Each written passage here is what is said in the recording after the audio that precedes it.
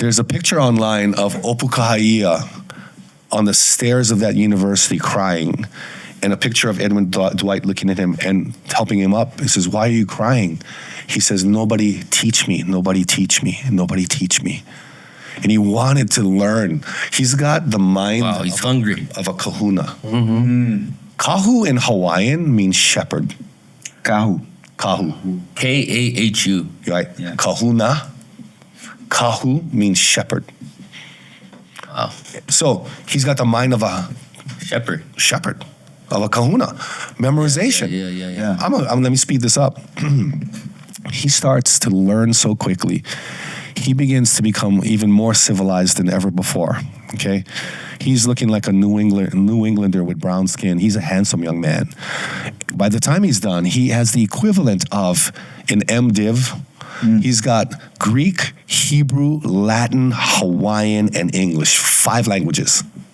Wow. Fluent. That's amazing. And then so he convinces the Board of Missionaries in Boston that instead of sending all of your missionaries only to Africa or India, send them to Hawaii. to Hawaii. As well. And they decide that they will. So they tell his story. Well, the sad part is in 1818, Opukahaia gets sick and Opukahaia dies. He dies of typhoid fever. It's a sad story.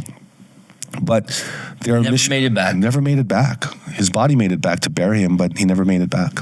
Well, actually, they buried him in Cornwall, Connecticut, in a cemetery at the church he was at. And on the bicentennial, Still there? no, they exhumed his body, his remains, and they brought him back Back to Hawaii. to Hawaii in Kona, and they buried him there. Wow. Yeah, it's fascinating. And Where is he buried in Kona? Do you know? I think it's Kahikolu Church. I think that's what it's called in Kealakekua. Wow. Yeah. Would have known that before. Yeah, it's pretty fascinating. So after that, like, it started like this huge wave of missionaries coming to. it started like this. Their friend said, because he died, we have to go now. Have to now go, we're going to go. So the Board of Missionaries, the ABCFM Board of Missionaries, begins to recruit who's going to go. The Hawaiian boys are going to go back too, but who's going to go? Who steps up? Asa Thurston, Hiram Bingham, Elisha Loomis, Chamberlain, Goodyear. These guys all step up. One of them has a wife and 3 kids. The rest of them are all newlyweds. As a matter of fact, Hiram Bingham didn't have a wife. And they said, Hiram, you can't go unless you get a wife. We can't have you falling in love with the girls there. So he prays and prays and prays. He gets recommendations. Why couldn't he fall in love with the girls there? Right? Yeah, with the Hawaiian. No, because they're not Christians yet. Yeah, the missionary. The evangelistic dating wasn't a thing back then. Yeah, it's still a thing. Missionary It's still a relationship. thing. I want him to come to Jesus. Yeah, evangelistic Right. dating. Evangelistic dating. Come on. So he is So how many kids come to Hawaii? 4 kids, 2 pregnant women. And you're talking like what, early 20s, late teenagers? Oh, early 20s. Early 20s. Early 20s. Early 20s. Christianity explodes there. It didn't. It didn't. It didn't explode. Did it? No. You're taking a civilization that is a concept of many gods. And Polytheistic. they're polytheistic, and you're trying to bring in a concept that there's only one, Monotheistic. and he has a son, and he died on the cross for you. Yeah, and diet. Right. So counterculture. Yeah, it is so disruptive. Oh, and also they Like came, God can bleed, God can die. What? yeah, and they brought in this. When they came, the king. So how's this? Okay, you want me to tell this part, right? Black box. Yeah. Okay, so when Opukahaia dies, the mission is going, and they leave in 1819. In 1819, they leave Boston. They've got, these 5 families are coming, and now this ship is coming. And now what happens is when they land off of the coast of the Big Island, when they land there, they find out when they land there, okay, they're in quarantine. They're in customs and quarantine right now. They find out from Kalani Moku, the chief, that Kamehameha died. Kamehameha the Great died. He died. When they left Boston, they didn't even know. They're like, what? The king is dead. And during that period, there's a break in the kapu system. The kapu is do not touch, do not eat. There's human sacrifice. There's murder. It's heavy. Okay, it's oppressing, but it worked.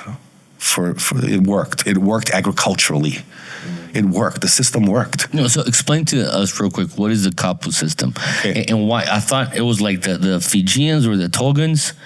Does that have to do with them? No, it has to do with the Tahitians. Tahiti, that's Okay, right. Yeah. So the belief is that the Hawaiians had a concept of a one true God all along. Oh, they had this. They had this until 800. They were monotheistic. They were monotheistic before Yeah. 800. And the Tahitians came. In about 800 to 1000 AD. Tahitians come with a prince named Pa'ao, who comes with his swift canoes, and they obliterate the ocean as far as the eye can see with warring canoes. And these canoes come over and take over a peaceful people. Yeah. Peaceful people. And they replace that one God with many gods. And then they bring in a system, the Kapu system, which is intimidation. Along with that, there's human sacrifice, there's death, and all of that. And for over 1,000 years, They went through it. they went through it. The Hawaiian people go through it until God preserves it. And in 1820, the missionaries land. And when they land, they find out that the Kapu system had been broken. Who broke it? Not the missionaries. No, they weren't even here. The king's son, who became Kamehameha the Great Son, Kamehameha II, Kamehameha's favorite wife, Queen Ka'ahumanu, and his wife who gave birth to his sons, not Kauikeaoli, but I'll remember her name, but they break it. And even with his general. Why does he break it? They break it because there's something wrong. They're testing it. It's not working. And the queen said, "These gods have done us no good. These gods have done us no good." And so they eat together. Men and women could not eat together. Oh. Women could not eat certain foods. You couldn't even look at a li'i or a king. If you did, you could be put to death. And so they said, these gods have done us no good. And so what they do is, before this even happens, okay, Kamehameha the Great has a high priest named Hewa Hewa. Hewa Hewa, along with all of his different chiefs and the two queens and the new king, Kamehameha II, Liho, I think it's Liho, they decide that we are not going to abide by the Kapu. And they break it. There's no thunder, there's no lightning, there's no earthquake, there's no volcanoes. There's no curse on the land. But Hewa Hewa told Kamehameha the Great when he was alive, he said, "A God greater than yours in a canoe greater than yours is coming, and I must follow him." Whoa. Like a prophet. Yeah. He was like a prophet. Hewa Hewa was a priest and a prophet. Okay. There's another priest called Kapihe who told him another prophecy. And then Hewa Hewa gets another prophecy. And it's widely known as the black box prophecy. And he said, God is coming in a black box. When he says that, the black box, Hawaiians don't have a word for box. I don't think Hawaiians have a word for box. And so when they land in Kona, in Kailua Bay, they offer a gift to Kamehameha II, and they open up a black box, and within the box is a black Bible. A black Bible. Wow. Oh, man. I knew this. And That's crazy. That's crazy. They landed on the Plymouth Rock of Hawaii. Totally. So now when you said, and it just blew up, no. When they came here, the culture shock, they went right to work. They brought a printing press with them. And they knew just from Opukahaia and Thomas Hopu and all of these different Hawaiian boys that were already in New England, they hear that the Hawaiian, you don't have a written language? You have an oral language, but your oral language is beautiful, but you have nothing on paper? We got to bring paper. We got to bring a printing press. Printing press. So the printing press, the job of the printer, the Kinko's guy, his name was Elisha Loomis, Oh, Elisha Loomis is the printer. so that book you showed me, that's his granddaughter. The great-granddaughter wrote that book. Great granddaughter. Yeah.